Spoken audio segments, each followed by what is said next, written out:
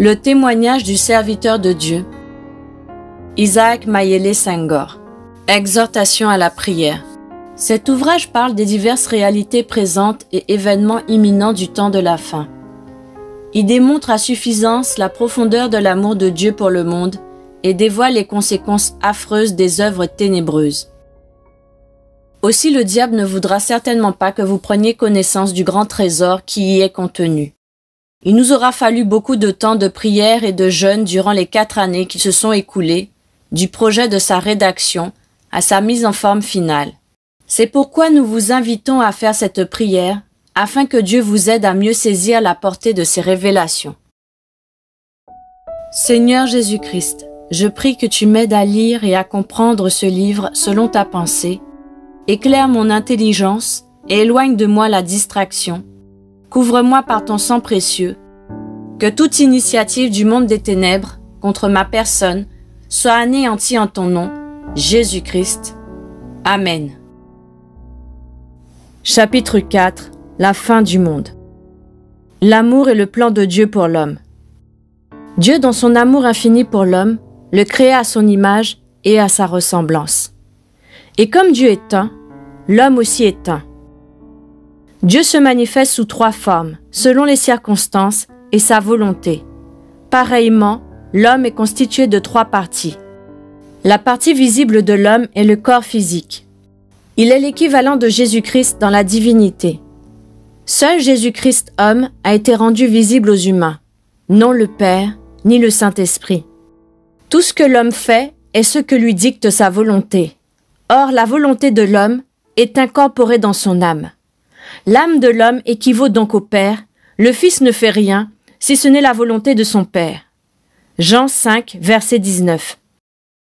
La partie interne de l'homme est son esprit, qui peut être comparé au Saint-Esprit dans la divinité. L'esprit de l'homme X est l'homme X. De même, l'esprit de Dieu est Dieu. Dieu créa l'homme dans le but d'en faire l'héritier de la terre et son compagnon pour l'éternité. Mais le péché ruina ses projets. Aussi, s'incarna-t-il pour acheter personnellement sa créature déchue au prix d'un sacrifice sanglant, pénible et horrible. Désormais, quiconque accepte le salut par la mort du Rédempteur divin se voit restauré dans l'ordre qui prévalait au commencement. La dureté et la perversité du cœur humain ont cependant poussé Dieu à résoudre la destruction de la présente terre et la création d'une nouvelle demeure où il habitera avec ceux d'entre les hommes qui, ayant accepté son salut par sa mort, rempliront les conditions fixées dans sa parole, les saintes écritures. Cette nouvelle demeure, la nouvelle terre, ne prendra place qu'à la suite d'une série d'événements qu'il a pris soin de me montrer. Image 6.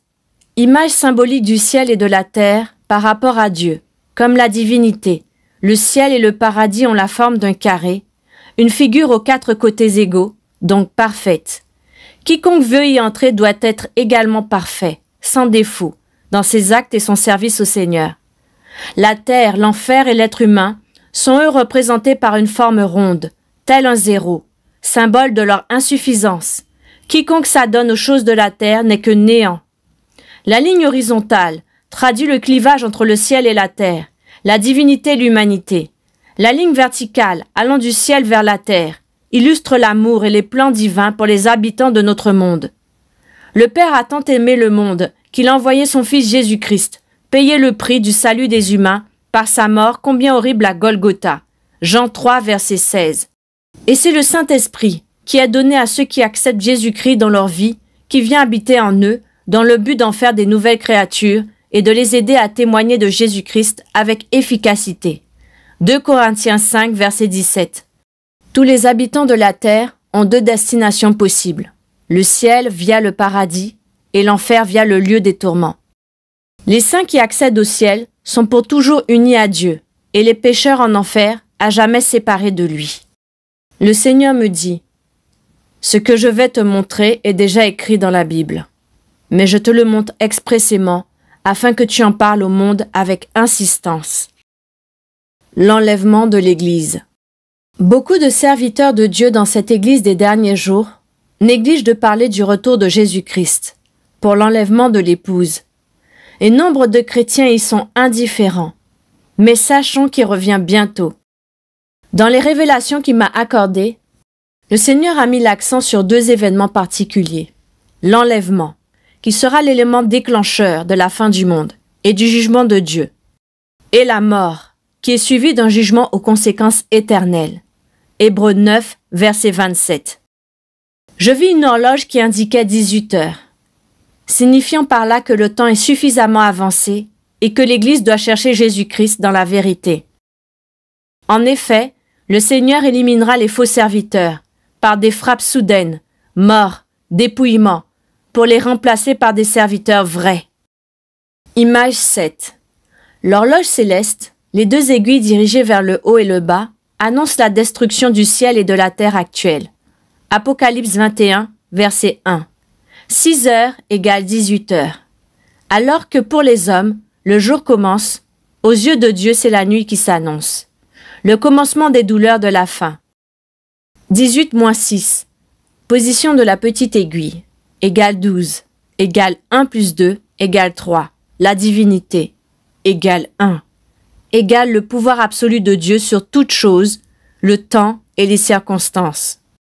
18 heures égale 18, égale 1 plus 8, égale 9.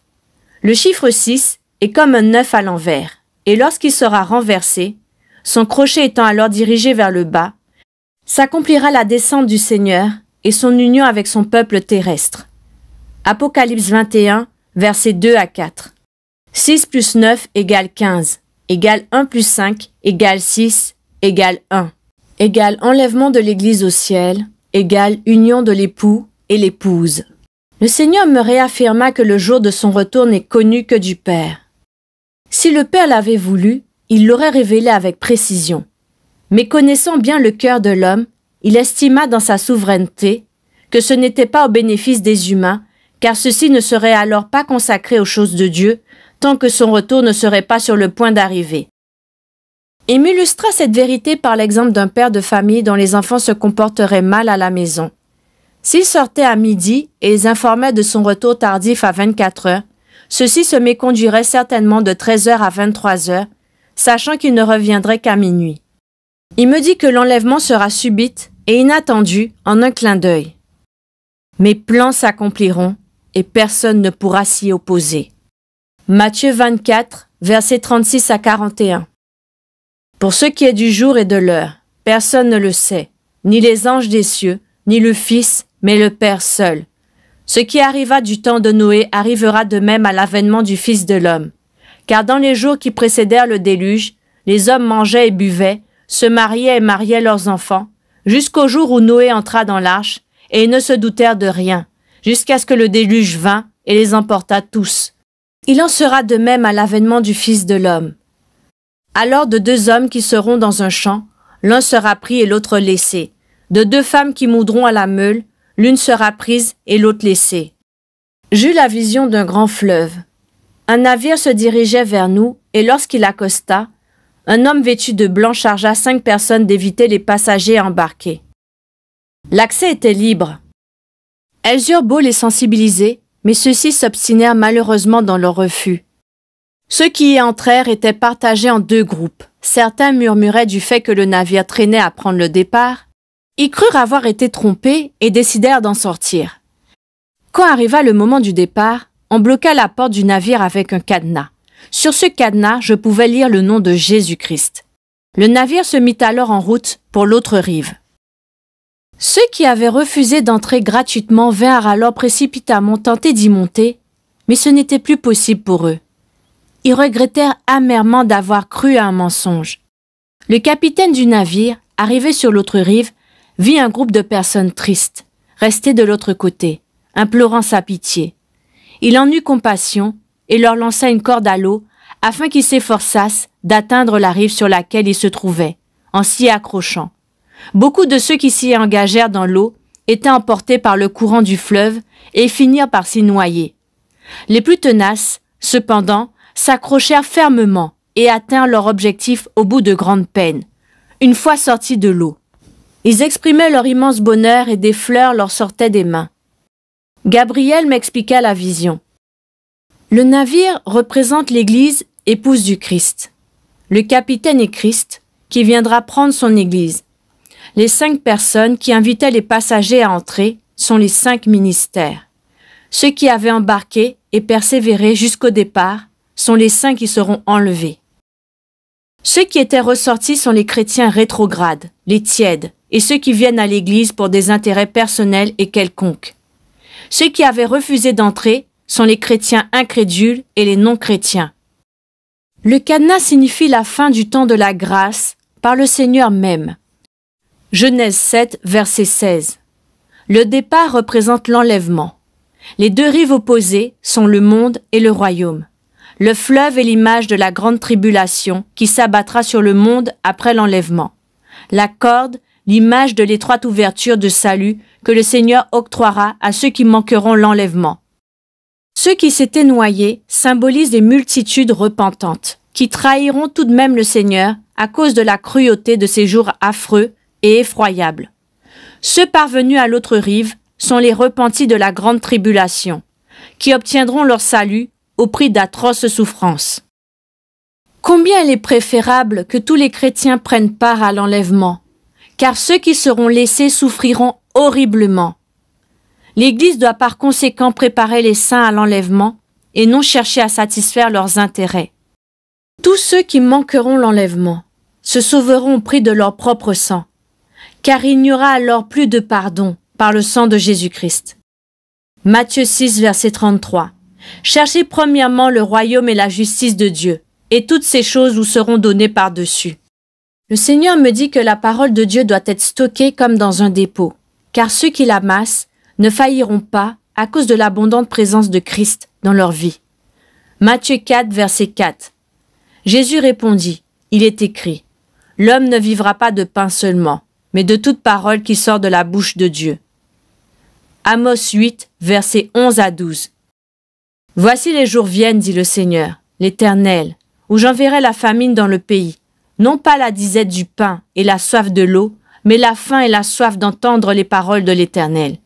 Ils seront alors errants d'une mer à l'autre, du septentrion à l'orient. Ils iront çà et là pour chercher la parole de l'Éternel, et ils ne la trouveront pas. Si quelqu'un nous dit que Jésus-Christ ne reviendra jamais, ne le croyons pas. Il est fort probable qu'il soit un envoyé de l'Antichrist, ou du moins animé de son esprit. 2 Pierre 3, verset 3. Sachant avant tout que dans les derniers jours, il viendra des moqueurs, avec leur raillerie, marchant selon leur propre convoitise, et disant « Où est la promesse de son avènement ?» Luc 18, verset 8. Je vous le dis, il leur fera promptement justice. Mais quand le Fils de l'homme viendra, trouvera-t-il la foi sur la terre? Je vis une paix soudaine surgir après l'enlèvement des saints. Parmi les saints enlevés se trouvaient des soldats. Jésus-Christ me dit qu'il était aussi mort pour les soldats. Et je vis ceux qui l'acceptèrent, heureux dans le royaume des cieux. Mais ceux qui avaient choisi de se livrer à l'escroquerie, au pillage et au vol, se voyaient définitivement bloquer la porte du ciel par ses biens mal acquis. Dieu veut que tous soient sauvés, quelle que soit leur appartenance sociale. Il attend de tous qui reçoivent Jésus-Christ comme Seigneur et Sauveur. Nos différences sociales finissent par disparaître après la mort. L'Antichrist. Les œuvres et le règne de l'Antichrist. Après toutes ces visions, l'ange Gabriel m'invita à le suivre afin de me montrer beaucoup d'autres choses importantes pour l'Église de Dieu. Il se mit à me parler de l'Antichrist, me disant que ce dernier est déjà opérationnel, ses œuvres se manifestant déjà. Seule la présence du Saint-Esprit et l'alliance de Dieu avec l'Église l'empêchent de se révéler au grand jour. Il m'ouvrit les yeux et je vis les ténèbres envahir une église où la lumière demeurait auparavant. La lumière témoigne de la présence de Jésus-Christ, tandis que les ténèbres reflètent celles du diable.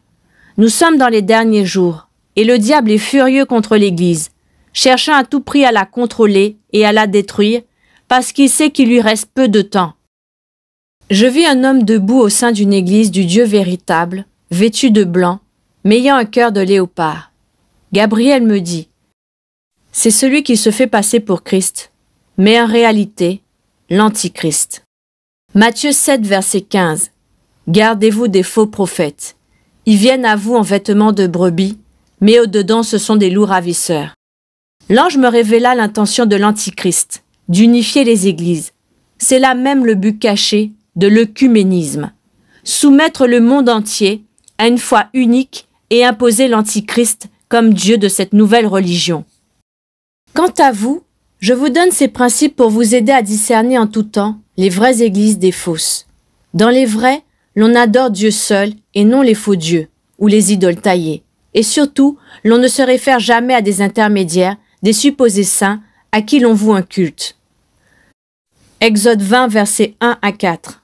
Alors Dieu prononça toutes ces paroles, en disant « Je suis l'Éternel ton Dieu, qui t'ai fait sortir du pays d'Égypte, de la maison de servitude.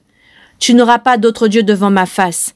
Tu ne te feras point d'image taillée, ni de représentation quelconque des choses qui sont en haut dans les cieux, qui sont en bas sur la terre, et qui sont dans les eaux plus bas que la terre. » N'oublions pas non plus que le salut ne peut s'obtenir qu'en Jésus-Christ seul, et en aucun autre maître, ni à travers des objets tels le sel, l'huile, l'eau, le feu, etc.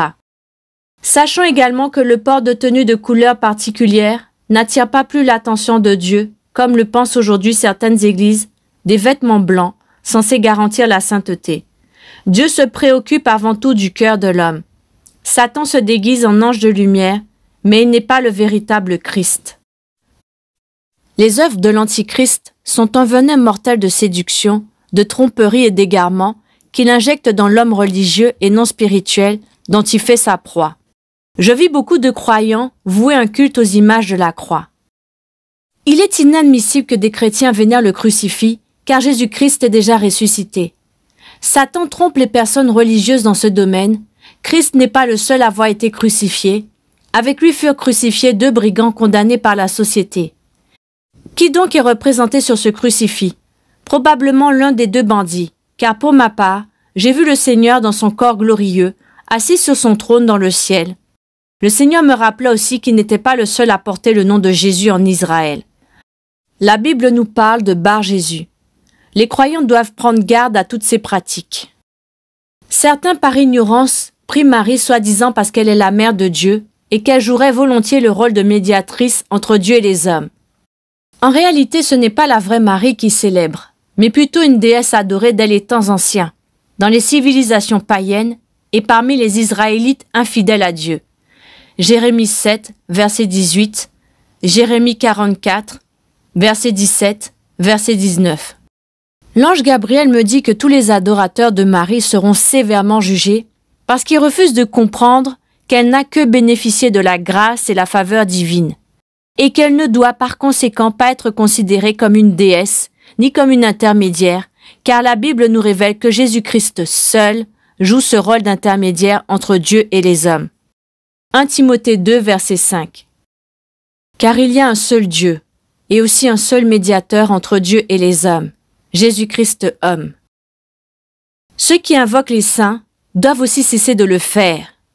La Bible ne nous montre nullement les apôtres Pierre, Paul et Jean se positionner en intermédiaire des chrétiens dans le domaine de la prière. Jésus-Christ seul fait la médiation et son Saint-Esprit intercède pour nous avec des soupirs inexprimables.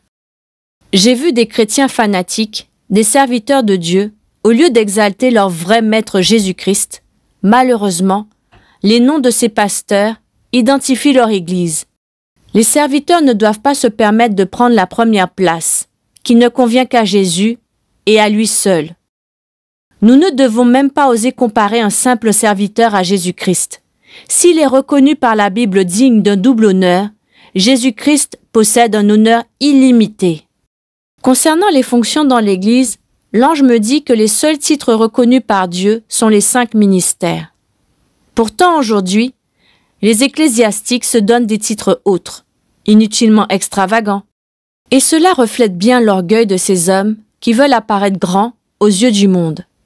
C'est que le diable souffle un fort vent de séduction dans les églises.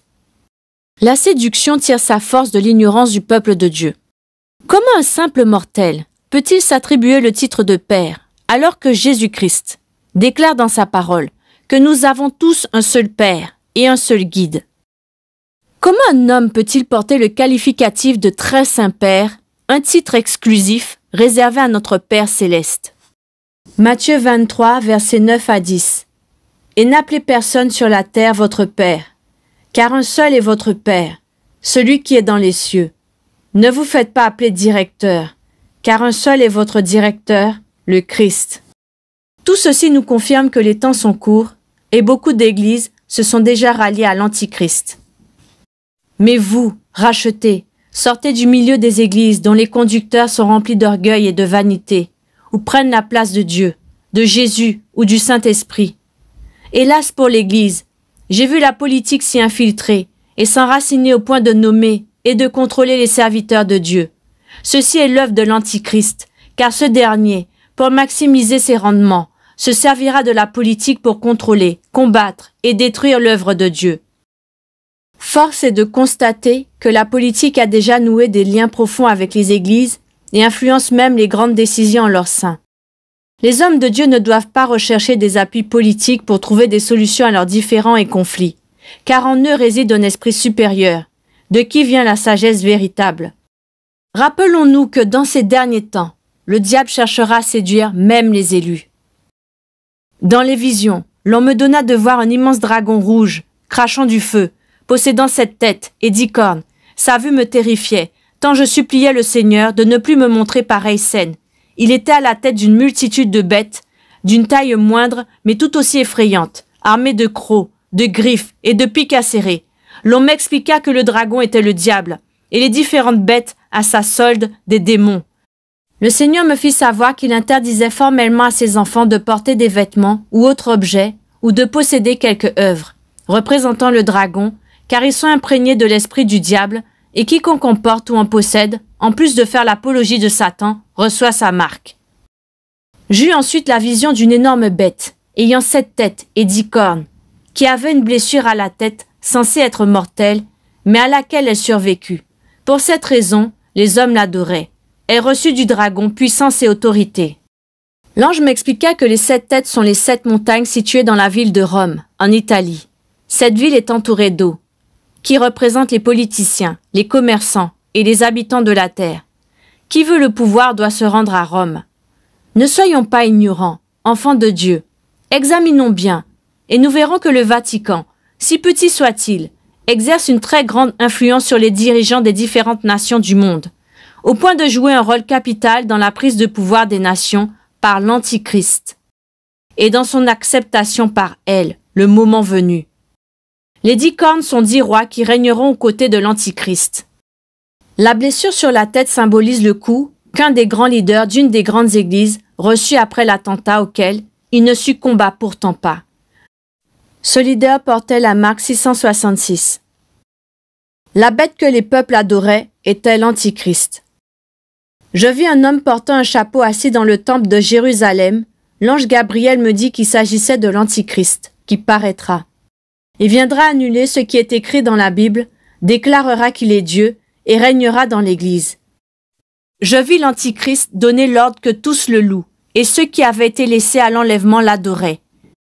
Il travaillait avec le faux prophète, c'est ce dernier qui vulgarise l'œcuménisme. Ceci fait partie du plan du diable pour les derniers jours. L'Antichrist sortira de l'Italie, l'Empire romain, mais il sera juif. Il travaillera en collaboration avec le pape et le faux prophète. Ils chercheront à paraître aux yeux du monde comme le Père, le Fils et le Saint-Esprit.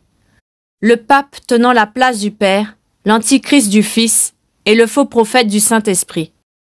Le pape en tant que Père aura pour rôle de couronner le Fils, l'Antichrist. Le Fils se fera adorer par les peuples alors qu'ils adoreront l'image de la bête. Le faux prophète agira comme le Saint-Esprit, révélant les secrets et accomplissant des prodiges afin que les hommes croient à l'Antichrist.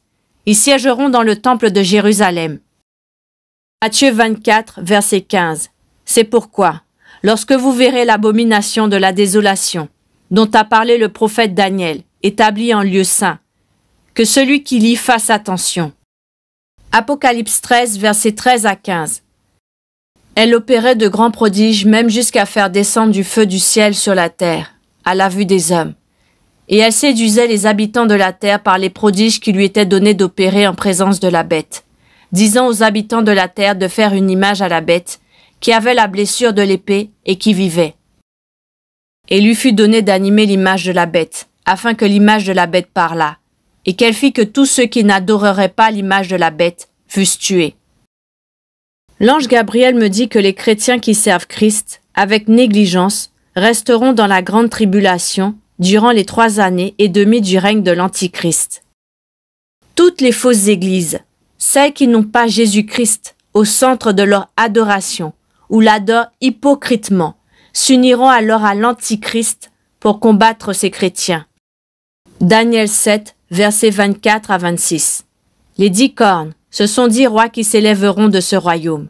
Un autre s'élèvera après eux. Il sera différent des premiers. Et il abaissera 3 rois. Il prononcera des paroles contre le Très-Haut. Il opprimera les saints du Très-Haut, et il espéra changer les temps et la loi. Et les saints seront livrés entre ses mains pendant un temps, des temps et la moitié d'un temps. Puis viendra le jugement, et on lui ôtera sa domination, qui sera détruite et anéantie pour jamais. On me montra les serviteurs d'une grande église de cette terre. Ils se présenteront à la bataille d'Armageddon comme combattants aux côtés de l'Antichrist. Je vis une grande bataille qui ressemblait à une guerre mondiale.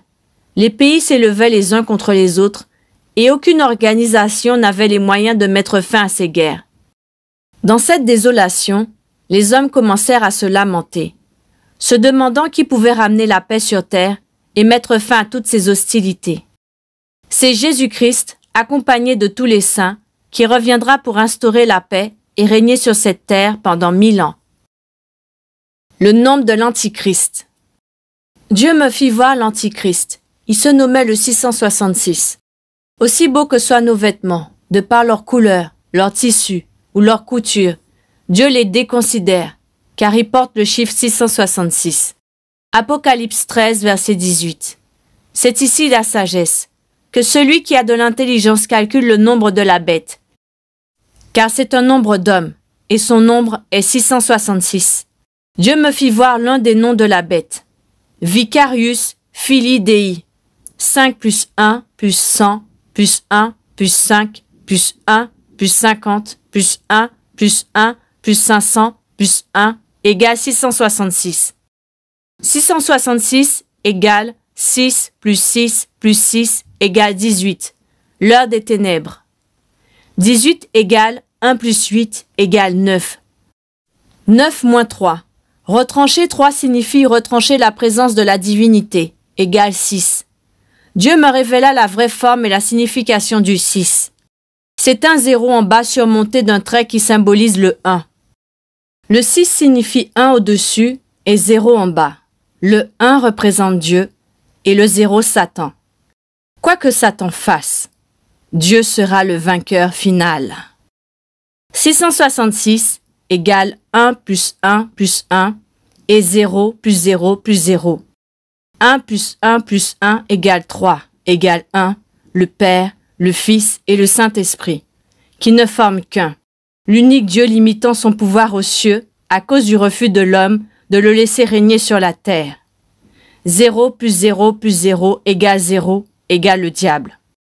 L'Antichrist est le faux prophète, exerçant leur pouvoir sur les hommes qui ont volontairement rejeté Jésus-Christ et sur les différents systèmes de ce monde. Cette combinaison représente le monde des ténèbres. Pour asseoir l'autorité des tenues militaires, les tissus sont amenés au cœur du Vatican pour y être bénis.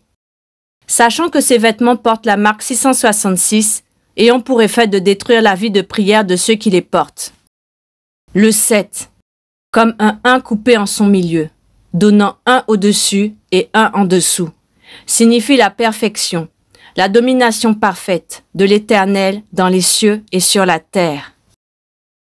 Nous voyons cette combinaison de 777 dans les passages bibliques suivants.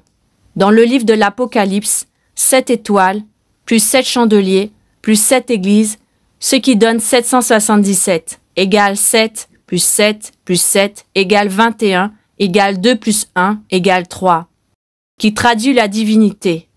3 égale 1, parce qu'il n'y a qu'un seul Dieu. Apocalypse 1, verset 20. Le mystère des 7 étoiles que tu as vues dans ma main droite et des 7 chandeliers d'or. Les 7 étoiles sont les anges des 7 églises et les 7 chandeliers sont les 7 églises. Dans le même livre, 7 cornes, 7 yeux et 7 esprits. Apocalypse 5, verset 6. Et je vis au milieu du trône et des 4 êtres vivants, et au milieu des vieillards, un agneau qui était là comme immolé. Il avait 7 cornes et 7 yeux, qui sont les 7 esprits de Dieu envoyés par toute la terre. Les 4 êtres vivants que j'ai vus à côté du trône portaient chacun 6 ailes, ce qui fait un total de 24, équivalent au nombre de vieillards autour du trône. Chaque vieillard possède 2 yeux, ce qui nous fait en tout 48. Or 48 égale 4 plus 8 égale 12, égale 1 plus 2 égale 3, égale 1, la divinité. Chaque être vivant dispose de 48 yeux, autrement dit un ensemble de 192. Or 192 égale 1 plus 9 plus 2 égale 12 égale 1 plus 2 égale 3 égale 1, la divinité. Les 7 sceaux. Le Seigneur m'accorda la grâce de bénéficier des mêmes visions que l'apôtre Jean sur les 7 sceaux, qui manifesteront les jugements de Dieu sur le règne de l'Antichrist. Les 7 sceaux se trouvaient sur un même rouleau de papier, fermé et scellé de chiffres allant de 1 à 7. À mesure qu'il était déroulé, les sceaux étaient dévoilés. Jésus-Christ seul fut trouvé digne d'ouvrir le rouleau. Apocalypse 5, versets 1 à 5. Puis je vis dans la main droite de celui qui était assis sur le trône un livre écrit en dedans et en dehors, scellé de 7 sceaux. Et je vis un ange puissant qui criait d'une voix forte. Qui est digne d'ouvrir le livre et d'en rompre les sceaux? Et personne dans le ciel, ni sur la terre, ni sous la terre, ne put ouvrir le livre, ni le regarder. Et je pleurais beaucoup de ce que personne ne fut trouvé digne d'ouvrir le livre, ni de le regarder. Et l'un des vieillards me dit, « Ne pleure point. Voici le lion de la tribu de Juda, le rejeton de David, a vaincu pour ouvrir le livre et ses 7 sceaux. » Le premier sceau révéla un cheval blanc, dont la blancheur traduit la sanctification, la persévérance et la récompense. Apocalypse 6, versets 1 à 2. Je regardais quand l'agneau ouvrit un des 7 sceaux, et j'entendis l'un des 4 êtres vivants qui disait comme d'une voix de tonnerre, « Viens !» Je regardais, et voici parut un cheval blanc. Celui qui le montait avait un arc. Une couronne lui fut donnée, et il partit en vainqueur, et pour vaincre. Apocalypse 3, verset 4. Cependant tu as à Sardes quelques hommes qui n'ont pas souillé leurs vêtements. Ils marcheront avec moi en vêtements blancs, parce qu'ils en sont dignes. Le deuxième sceau manifesta un cheval rouge, couleur du sang. Il viendra ôter la paix de la terre, répandra partout conflits, violences et guerres. Apocalypse 6, versets 3 à 4. Quand il ouvrit le second sceau, j'entendis le second être vivant qui disait « Viens !» Et il sortit un autre cheval roux. Celui qui le montait reçut le pouvoir d'enlever la paix de la terre, afin que les hommes s'égorgeassent les uns les autres, et une grande épée lui fut donnée. Matthieu 24, versets 6 à 8. Vous entendrez parler de guerre et de bruit de guerre. Gardez-vous d'être troublés, car il faut que ces choses arrivent. Mais ce ne sera pas encore la fin. Une nation s'élèvera contre une autre nation, et un royaume contre un autre royaume. Et il y aura en divers lieux des famines et des tremblements de terre. Tout cela ne sera que le commencement des douleurs. Le cheval du troisième sceau, de couleur noire, amènera la crise financière dans le monde entier. Apocalypse 6, versets 5 à 6. Quand il ouvrit le troisième sceau, j'entendis le troisième être vivant qui disait « Viens !» Je regardais, et voici parut un cheval noir. Celui qui le montait tenait une balance dans sa main, et j'entendis au milieu des 4 êtres vivants une voix qui disait « Une mesure de blé pour un denier, et 3 mesures d'orge pour un denier. Mais ne fais point de mal à l'huile et au vin. » Quant à celui du 4e sceau, il libérera l'esprit de mort, qui provoquera une grande désolation sur la terre par le nombre de morts qu'il causa. Apocalypse 6, versets 7 à 8. Quand il ouvrit le 4e sceau, j'entendis la voix du 4e être vivant qui disait « Viens !» Je regardais, et voici parut un cheval d'une couleur pâle. Celui qui le montait se nommait la mort, et le séjour des morts l'accompagnait. Le pouvoir leur fut donné sur le quart de la terre pour faire périr les hommes par l'épée, par la famine, par la mortalité et par les bêtes sauvages de la terre. Le 5e sceau fut la réclamation de la vengeance divine sur les hommes pour le mal qu'ils avaient fait à ses serviteurs. Apocalypse 6, versets 9 à 11. Quand il ouvrit le 5e sceau, je vis sous l'autel les âmes de ceux qui avaient été immolés à cause de la parole de Dieu et à cause du témoignage qu'ils avaient rendu. Ils crièrent d'une voix forte en disant « Jusqu'à quand, Maître saint et véritable, tardes-tu à juger et à tirer vengeance de notre sang sur les habitants de la terre ?» Une robe blanche fut donnée à chacun d'eux. Et il leur fut dit de se tenir en repos, quelque temps encore, jusqu'à ce que fût complet le nombre de leurs compagnons de service et de leurs frères qui devaient être mis à mort comme eux. Le 6e sceau correspondait au jour de la colère de Dieu. Apocalypse 6, versets 12 à 17. Je regardais. Quand il ouvrit le 6e sceau, et il y eut un grand tremblement de terre, le soleil devint noir comme un sac de crin, la lune entière devint comme du sang, et les étoiles du ciel tombèrent sur la terre. Comme lorsqu'un figuier secoué par un vent violent jette ses figues vertes. Le ciel se retira comme un livre qu'on roule, et toutes les montagnes et les îles furent remuées de leur place. Les rois de la terre, les grands, les chefs militaires, les riches, les puissants, tous les esclaves et les hommes libres, se cachèrent dans les cavernes et dans les rochers des montagnes. Et ils disaient aux montagnes et aux rochers, « Tombez sur nous et cachez-nous devant la face de celui qui est assis sur le trône et devant la colère de l'agneau, car le grand jour de sa colère est venu, et qui peut subsister ?» Apocalypse 18, verset 2. Il cria d'une voix forte, disant, « Elle est tombée, Babylone la grande, elle est devenue une habitation de démons, un repère de tout esprit impur, un repère de tout oiseau impur et odieux. » Matthieu 24, versets 29 à 30. Aussitôt après ces jours de détresse, le soleil s'obscurcira, la lune ne donnera plus sa lumière, les étoiles tomberont du ciel, et les puissances des cieux seront ébranlées. Alors le signe du Fils de l'homme paraîtra dans le ciel. Toutes les tribus de la terre se lamenteront, et elles verront le Fils de l'homme venant sur les nuées du ciel, avec puissance et une grande gloire. Dieu a créé la terre en 6 jours et s'est reposé le 7e. Le 7e sceau correspondait à ce 7e jour. Il représentait le mystère caché de Dieu accompli et la perfection. Le Seigneur me montra ce 7e sceau, mais ne le dévoila pas. Fléau de la fin du règne de l'Antichrist. Le Seigneur me montra les jugements qui marqueront la fin du règne de l'Antichrist. J'entendis la voix forte d'un ange disant « Maintenant est arrivé le moment de la colère de Dieu contre ceux qui adorent les faux dieux. » On m'ouvrit les yeux, et je vis 4 anges aux 4 coins de la terre, tenant les vents destructeurs, appelés à frapper ceux qui ne craignent pas Dieu. Mais un autre ange s'écria « Non, Éternel, attends que je marque de ton sceau les fronts de ceux qui te craignent. » Il reçut l'aval de Dieu et descendit sur la terre afin d'accomplir cette tâche. Depuis la venue de Christ sur cette terre, les anges ne cessent de sceller le front des enfants de Dieu. Je vis 7 anges devant le trône de Dieu. Ces 7 anges tenaient les 7 trompettes que le Seigneur leur avait données.